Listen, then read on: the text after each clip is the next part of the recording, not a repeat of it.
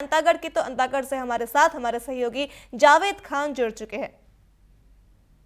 जावेद जी, आपसे पूछना चाहेंगे ऐसी कौन सी खबरें हैं जो आज दिन भर अंतागढ़ में सुर्खियों में रहने वाली है?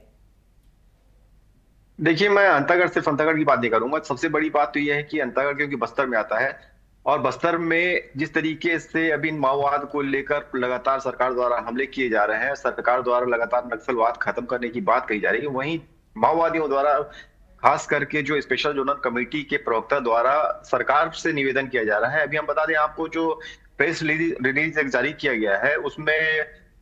महाराष्ट्र के मुख्यमंत्री, मध्य प्रदेश के मुख्यमंत्री और छत्तीसगढ़ के मुख्यमंत्री विष्णुदेव साय के लिए एक अपील की गई है उनके द्वारा कि उनको 1 जनवरी तक का मौका दिया जाए। 1 जनवरी को सशस्त्र जो इनका संघर्ष था उसको खत्म करके वो मुख्य धारा में आकर मतलब बात करेंगे। और दूसरी बात, उन्होंने अपने सहयोगियों से भी ये अपील की है कि वो सब के सब 1 जनवरी तक के मुख्य धारा में आने के लिए तैयार हो जाएं, क्योंकि अब उनके पास कोई रास्ता बचा नहीं है। जिस तरीके से लगातार नक्सलियों पर वार हो रहा है और अमित शाह जी ने जिस तरीके से डेडलाइन दी है मार्च की, तो मार्च से पहले पहले नक्सली चाहते हैं कि किसी न किसी तरीके से वो समर्पण कर दें, ताकि जो उनको अभी नुकसान हो रहा है, लगातार कई बड़े कैडर मारे गए हैं, जिस तरीके से हिड़मा भी मारा गया है। तो वहां पे एक बात और देखने को मिल रही है, हिड़मा के मारे जाने के बाद से लगातार आदिवासी समाज में भी दो तरह से बातें हो रही है। साथ में आपने देखा होगा दिल्ली में जिस तरीके से हिड़मा के पोस्टर को लेकर साथ में प्रदर्शन किया गया, तो कहीं ना कहीं कुछ लोग ऐसे हैं, वामपंथी मानसिकता की या वामपंथी सोच के लोग ऐसे हैं जो हिड़मा को क्रांतिकारी या चे गेवारा जैसे लोगों से तुलना कर रहे हैं। तो जाहिर सी बात है, इसमें भी दो तरह से बातें हो रही है, आदिवासी समाज की तरफ से भी और दूसरे लोगों द्वारा भी, कि एक वर्ग ये कह रहा है कि नक्सली अगर यहाँ से चले जाएंगे, बस्तर से चले जाएंगे या जितने भी अनुसूचित क्षेत्र में है वहां से अगर नक्सली हट जाते हैं, तो जाहिर सी बात है इसमें कहीं ना कहीं जल जंगल जमीन जो कि आदिवासी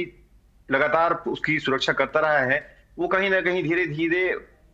राव जो खदाने हैं, माइंस है, उसकी भेंट चढ़ जाएगा और जंगल पूरी तरह से समाप्त हो जाएगा। तो वो उसको बचाने के लिए नक्सलियों का होना जरूरी है। कुछ लोगों का ऐसा मानना है, और कुछ लोगों का ये कहना है कि नक्सलवाद की आड़ में लगातार बस्तर जैसे क्षेत्र को या बस्तर के जो भोले भाले आदिवासी हैं उनको विकास की मुख्यधारा से दूर रखने की हमेशा से साजिश होती रही है। और अब जिस तरीके से माओवाद खत्म हो रहा है, गांव गांव में सड़क पहुंच रही है, तो कहीं ना कहीं उन लोगों को भी ये डर है कि उन कुछ लोग जो तथाकथित आदिवासियों के शुभचिंतक बनते हैं या उनकी आड़ में राजनीति करते हैं, तो उनकी राजनीति भी कहीं ना कहीं खत्म होती उनको नजर आ रही है। तो जाहिर सी बात है, लोगों का कहना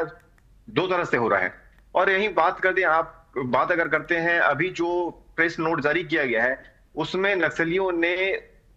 महाराष्ट्र के मुख्यमंत्री देवेंद्र फडणवीस, मध्य प्रदेश के मुख्यमंत्री मोहन यादव और छत्तीसगढ़ के मुख्यमंत्री विष्णुदेव साय को पत्र लिखा है। दूसरी बार ये पत्र लिखा है, साथ में ऑडियो टेप भी जारी किया है। और माओवाद आपस में बात करने के बाद ये तय किया उन्होंने कि 1 जनवरी को वो सभी के सभी पूरे माओवाद जितने हैं वो सरकार के सामने सरेंडर हो जाएंगे। और उनका साथ में ये भी कहना है कि वो जो जनता है, जनता की जो मांगे को लेकर हथियारबंद तरीके से लड़ाई कर रहे थे, उस लड़ाई को अभी नहीं छोड़ेंगे। बस ये है कि वो हथियार छोड़ देंगे और समाज की मुख्यधारा में आकर लोकतांत्रिक तरीके से उनके हक और उनकी जो जरूरतें हैं उसके लिए वो लड़ाई लड़ते रहेंगे। हालांकि ये बात अलग है कि अब वो मुख्यधारा में आने के बाद क्या करते हैं, क्या राजनीतिक संगठन कुछ दल बनाते हैं या किसी तरीके से कम्युनिस्ट पार्टी में शामिल होकर कुछ और करते हैं, ये अलग है सोचनीय विषय। मगर जिस तरीके से लगातार अभय, विकल्प, ये अभी जिसने जारी किया है, अनंत प्रेस नोट जारी किया है, और एमएमसी कमेटी के जितने लोग हैं उनको भी आह्वान किया है कि आप जिस तरीके से हम समर्पण कर रहे हैं तो उसको हमारी कायरना हरकत ना समझे, ये उसको ये ना समझे कि हम डर गए हैं। वो बस ये समझे कि अभी स्थिति ऐसी है कि वो अगर समर्पण नहीं करते हैं तो पूरी तरह से मिटा दिए जाएंगे या फिर पूरी तरह से समाप्त हो जाएंगे। तो इसलिए विचारधारा को जिंदा रखने के लिए उनका समर्पण करना जरूरी है। और दूसरी बात अगर हम करें, अगर बस्तर से ही बात करें या अंतागढ़ की बात करें, तो धान खरीदी केंद्रों में आवक शुरू हो चुकी है। किसान अपने धान को लेकर मंडियों का रुख कर चुके हैं। चूंकि इस बार बारिश की वजह से लोग परेशान थे, धान की कटाई लेट हुई है, तो मंडी में जिस तरीके से हलचल दिखनी चाहिए थी उस तरीके से मंडियों में हलचल नहीं दिख रही है। अभी एक हफ्ता कम से कम मंडी के जो अधिकारी हैं, समिति के अध्यक्ष हैं, उनका ये कहना है कि कम से कम 1 हफ्ता का समय और लगेगा किसानों को मंडियों में आने के लिए। तो अभी जितने इक्के दुक्के बस किसान आ रहे हैं, मंडी का रुख कर रहे हैं। और आखिरी बात यही कहेंगे कि माओवाद जिस तरीके से अब बैकफुट में चला गया है, और जिस तरीके से रायपुर में अमित शाह और मोदी जी, डीजीपी सर की जो मीटिंग चल रही है या उनसे बातें चल रहे हैं, तो उसमें कहीं ना कहीं एक भय का वातावरण नक्सलियों के लिए के मन में बना हुआ है। और वो भी ये चाहते हैं कि समय से पहले अगर वो सरेंडर कर दें,